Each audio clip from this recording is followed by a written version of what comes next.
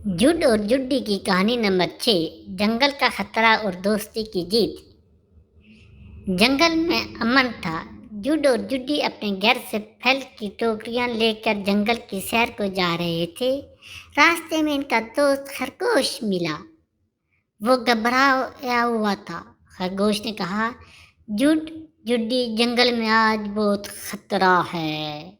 अचानक झाड़ियों से शेर निकल आया, एक जोरदार आवाज से। ये शेर था और वो एक मासूम हिरन का शिकार कर रहा था।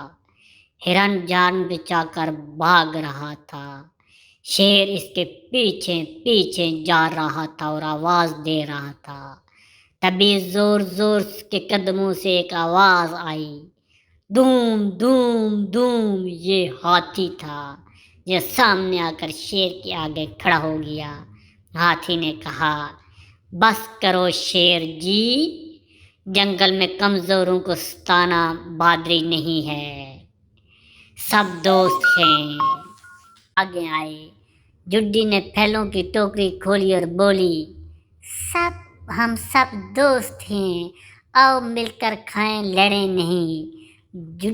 जुड ने कहा, जंगल तभी खूबसूरत होता है जब सब अमन से रहते हैं। शेर ने शर्मिंदगी से सर झुका लिया। इसने हिरन को छोड़ दिया। हिरन खुशी खुशी से उछल पड़ा। खरगोश तालियां बजाने लगा। हाथी मुस्कुरा दिया। इस दिन के बाद जंगल में दोस्ती और प्यार और इंसाफ का राज हो गया। ताकत से नहीं, समझदारी और दोस्ती से हर मसला हल करते हैं।